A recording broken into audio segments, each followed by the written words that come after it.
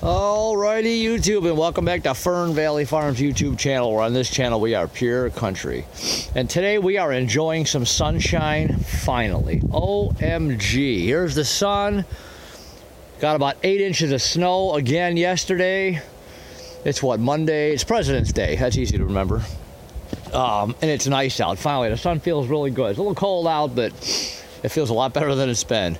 This is just an inspection here again. This is one of the many of the inspections I've been kind of showing you guys throughout the winter here.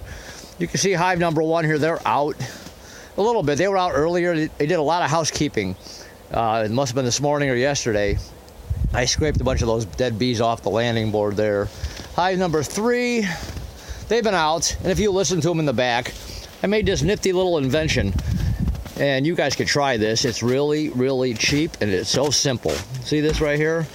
All that is a connection to a shop vac.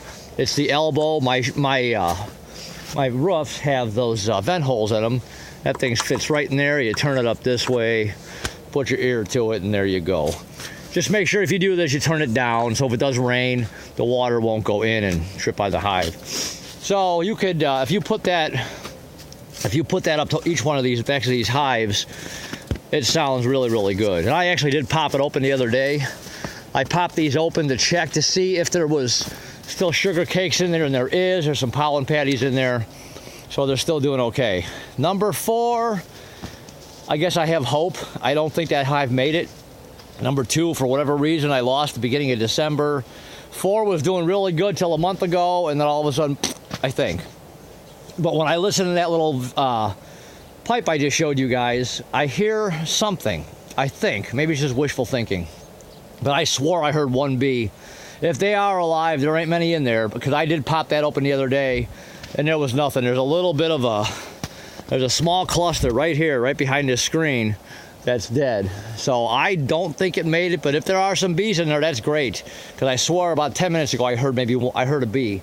And I can faintly hear something, so maybe it's just wishful thinking, I don't know. We'll find out. Once it really warms up, I'll crack it open and I'll check it out. 3 sounds really good. Number 1, my carniolas. That's my carniola hive. They are really strong. I popped that open the other day. It was kind of warm, just to check, and there was a gazillion bees all over that sugar. Number 3 is same. Didn't look like quite as many, but the hive is strong. So 1 and 3 are strong. 4, I don't know. So I am planning on splitting both these hives in the spring. I'm going to split them twice, actually, and I'm going to re-queen them right away. I'm not going to let them make their own queen. I might experiment with one of my splits, letting them make their own queen.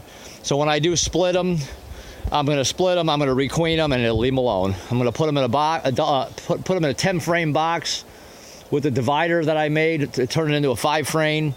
I did build a 5-frame nuke not too long ago. I'm going to try that. So I've got a couple of different thoughts on what I'm going to do this spring here. So yeah, but I'm just going to re-queen them right away and leave them alone. I don't like to mess with my bees too much. I kind of go by the Mother Nature theory on some of this stuff. I've said this before. They got along for thousands and thousands of years without us and all our fancy stuff, and they survived. I mean, obviously, we're a lot smarter now, a lot more educated than we were, but I don't like tearing the hives open and messing with them. You go in there, you break those frames apart, all that comb and all that honey they got built in there, and you tear it all apart. It's just all that work they did for nothing, and they got to redo it all again. I'm just gonna leave. I just inspect and I check and I make sure everything's okay, but I don't tear into them too much. And I am gonna do acrylic acid treatments. I'm gonna treat for varroa right off the bat here in the spring, once the weather allows. But that's a whole other video. And also what I did here, I did a video on these. These are my pollen substitute feeders. There's that Man Lake Ultra Bee in there, and this one.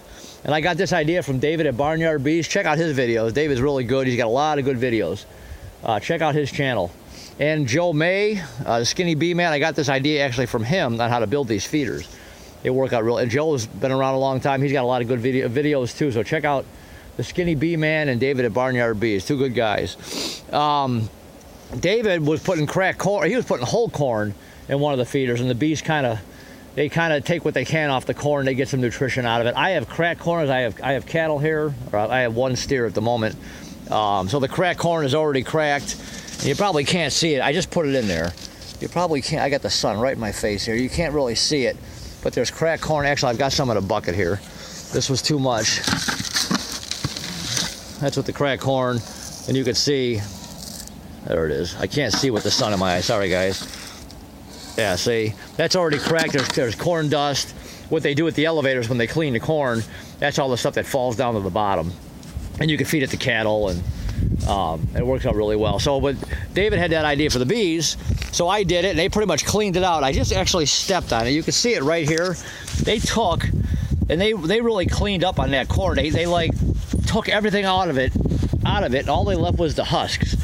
So they cleaned that really well. This, where the pollen substitute was, gone, completely gone. So they were busy at some points of the day when the weather allowed, I guess.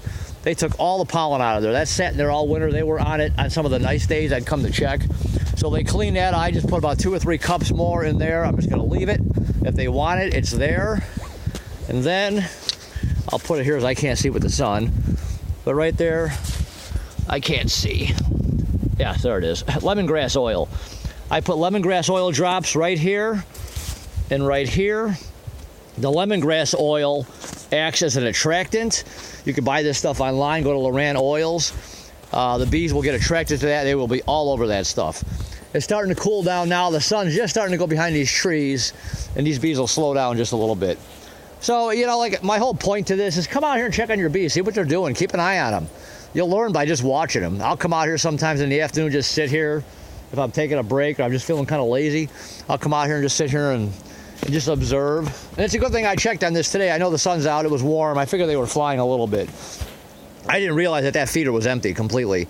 And the corn was completely empty. Like my dog is cleaning up the husks. So anyways, I added more pollen substitute here and some cracked corn there. And like I said, that's that Man Lake Ultra Bee. That is really good stuff. It's got everything in it that bees need. And then obviously once all these trees start to bloom and the flowers start to come up, and they won't be touching the pollen substitute because they'll be out foraging and getting all the natural pollen. So you want to do everything you can to kind of help them along, get them through the winter. And we've had a really bad winter up here in northern Illinois. It's been pretty brutal. It's January, started out beautiful. It was warm and rainy. It's like, yeah, this is too good to be true. And boy, we've got nailed with cold, 28, 30 below zero temperature, 60 below wind chill, snow. But these 2 hives have made it. And I have some different theories on it, which I'll share later on as we get in the spring here. Number 4, I don't know, it's wishful. I swear I hear something, but if there is bees in there, it's really, really weak. So anyways, that's the story for today. That's what I wanted to do a video on, just a little inspection today here, a little hive update. It's a beautiful day, the sun's out. It can't hurt to give them the pollen, even though it's snowing and it's cold. A little pollen substitute, it can't hurt. Obviously, they're taking it. Give them every chance and do the best you can for them. So hopefully you like this video. Hopefully you learned something from this. Questions, comments, please leave them. A thumbs up is always appreciated. Consider subscribing to the channel. Support the channel. Be really appreciated. So YouTube, I will talk to you guys later. All right, bye.